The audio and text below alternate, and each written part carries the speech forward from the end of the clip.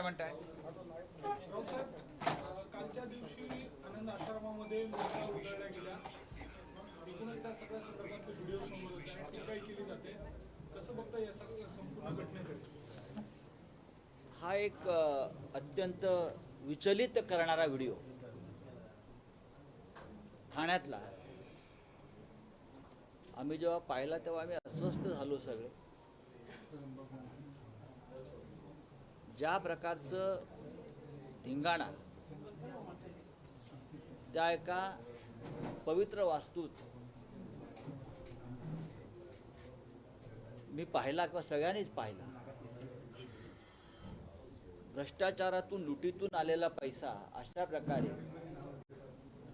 आनंद आश्रम ज्याला आम्ही मानतो, म्हणजे आमच्या धर्मवीर आनंद दिघे यांची वास्तू, तो आता आनंद आश्रम त्या अर्थानं त्यांनी ठेवलाय का, राहिलाय का, की लुटीचा पैसाही तिथे नेऊन ठेवला जातोय. आनंद दिघे यांच्या त्या वास्तूमध्ये ते जिथे बसायचे त्याच्या डाव्या बाजूला एक हंटर लावलेला आहे. हंटर बघा तुम्ही, आता ह्यांनी काढल्या का माहिती, एक हंटर त्यांच्याकडे लावलेला असायचा. आज जर आनंद दिघे असते हयात आणि असा धिंगाणा त्याने पाहिला असता तर त्याने तो भिंतीवरचा हंटर काढून अशा प्रकारे लुटीचा पैसा उधळणाऱ्यांना फोडून काढला. जे स्वतःला आनंद दिघे यांचे काय वारसदार वगैरे मानतात, आनंद दिघ्यांचा हा वारसा नाही, किंवा आनंद दिघे अशा पद्धतीनं वागणाऱ्यांचं कधी समर्थन करीत नव्हते. कुठून आला पैसा हा? ज्या पद्धतीनं बारमध्ये पैसे उधळतात त्या पद्धतीने ते पैसे उधळतात. बघा तुम्ही, आपण ते नीट पाहिलं. या राज्याच्या संस्कृतीला कलंकित करण्याचं काम जे म्हणतो की हे सरकार करत आहे, पण त्यांनी ज्यांना ते गुरु मानतात असं म्हणतात त्या गुरुलाही सोडलं नाही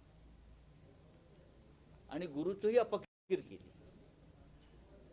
आणि खरोखर हे त्यांना गुरु मानत असतील, पण ह्यांनी गुरुंनी त्यांना शिष्य मानले का कधी?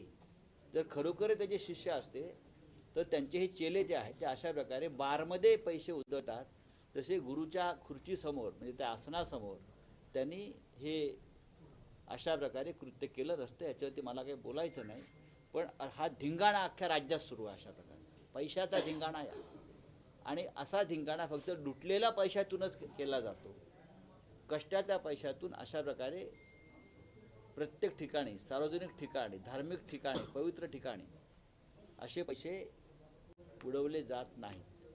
खरं म्हणजे यांची चौकशी केली पाहिजे. हे पैसे उडवणारे कोण आहेत? हा पैसा आला कुठून इतका? आणि माननीय आनंद दिघे यांच्या वास्तूमध्ये हा धिंगाणा सुरू आहे. ह्याच्यावरती त्यांचे काय स्वतःला चेले वगैरे मानतायत,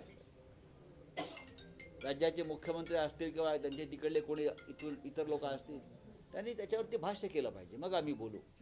त्यांना मान्य आहे का ही त्यांची संस्कृती आहे? मी परत सांगतो, दिघे साहेबांच्या भिंतीवरचा हंटर आहे ना, आज तो खाली निघाला असता, दिघे साहेब असते आणि फोडून काढला असतं एकेकाला. राऊत साहेब, अजित पवारांनी निवडणूक आयोगाचे नियम डावलून खेडमध्ये, पुण्यामध्ये निवडणूक ईव्हीएम प्रचाराचा शुभारंभ केलेला आहे आणि या प्रकरणी आता जिल्हाधिकाऱ्यांनी तहसीलदारांवर कारवाईची नोटीस बजावलेली आहे. तहसीलदारावरती कशी काय कारवाई केली? ज्यांनी नियम बाह्य वर्तन केलं आहे, जे डेप्युटी सीएम आहेत म्हणून त्यांच्यावर कारवाई करत नाही का? आमच्यावर तुम्ही कारवाई करता ना, विरोधकांवर. मग निवडणूक आयोगानं आचारसंहिता, नियम या सगळ्याचं पालन करून ज्याने हा गुन्हा केलेला आहे त्याच्यावर कारवाई करायला हवी. पण या राज्यामध्ये कायद्याचा बडगा फक्त विरोधकांवर होतो आहे, सत्ताधाऱ्यांवर नाही. काँग्रेसचे नेते आहेत नितीन राऊत, ते आज म्हटले आहेत की मोठा भाऊ महाविकास आघाडीमध्ये काँग्रेसच असणार आहे, येणाऱ्या काळात तुम्हाला दिसेल. ठीक आहे ना, हे नितीन राऊत म्हणतायत ना, राहुल गांधी काय म्हणतात ते आम्ही पाहू, नाना पटोले काय म्हणतात ते पाहू. आता प्रत्येकाला वाटतं, जसं आमच्या काळात भारतीय जनता पक्षाला अचानक स्वप्न पडायचं की आमचं DNA बदलला आणि आम्ही अचानक मोठे झालो. तसं नसतं ना. या राज्याच्या जनतेच्या मनात काय आहे ते पाहावं लागेल, ते ठरवतील. राऊत साहेब, राऊत साहेब, मुंबईत गणेश दर्शनासाठी येत आहेत असं बघताय. येऊ द्या ना, गणेश दर्शनासाठी आलेले आहेत ना. जे पी नड्डा आले आणि गेले, आम्ही दखल कशा करता घ्यायची? त्यांच्या पक्षाचे लोक घेतील. नाही साहेब, पण गृहमंत्री आले, बाप्पाचं दर्शन घेतलं, आता नड्डा येत आहेत, तुम्ही घेतलं की नाही गणरायाचं दर्शन? बघा, मुंबई किंवा महाराष्ट्रामध्ये गणरायाचं आगमन हे आमच्यासाठी कायम आनंदाची गोष्ट असते. मुंबईतला गणेशोत्सव हा जगात प्रसिद्ध आहे. गृहमंत्री आले आणि लालबागच्या राजाचं दर्शन घ्यायला खास करून आले, तेव्हा आम्ही असं म्हणालो होतो की लालबागचं राजाचं ते भव्य असं वैभव, प्रतिष्ठा आणि श्रीमंती पाहून त्यांना वाटलं असेल लालबागच्या राजाही गुजरातला घेऊन जावा. आम्हाला भीती वाटते त्या क्षणी की मुंबईतले सगळे वैभव, श्रीमंती ते गुजरातला नेत आहेत, लालबागच्या राजाला तरी सोडतात की नाही. कारण एक दिवसापूर्वी त्यांना 20 कोटीचा मुकुट सोन्याचा घातला होता. त्यांचं वैभव डोळे दिपवणारं असतं त्या राजाचं. त्याच्यामुळे ह्यांना वाटू शकतं की हे वैभव जे मुंबईचं आहे, लालबागचा राजा, ते गुजरातला न्यावं.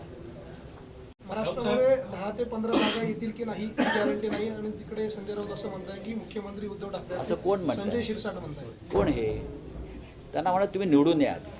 राऊत साहेब, त्यांचा जो मतदारसंघ आहे संभाजीनगरमध्ये, त्यातून निवडून या, मग आपण त्याच्यावर बोलू. राऊत साहेब, गिरीश महाजनांचा एक व्हिडिओ अंबादास दानवे यांनी ट्विट केला. गिरीश महाजन गावात गेल्यानंतर लोकांनी प्रश्न विचारायला सुरुवात केल्यानंतर त्यांना मोटरसायकलवर पळून जावं लागलं. हे सरकारला, संपूर्ण सरकारलाच एक दिवस या राज्यातून पळून जायची वेळ येणार. ज्या प्रकारचं वातावरण या राज्यामध्ये आहे, जी चीड आणि संताप लोकांच्या मनात आहे, त्याच्यामुळे एक मंत्री काय, मुख्यमंत्र्यांसह संपूर्ण सरकार जरी भविष्यात पळून गेलं निवडणुकीच्या आधी, तरी आश्चर्य वाटणार नाही. साहेब, कांद्याच्या संदर्भामध्ये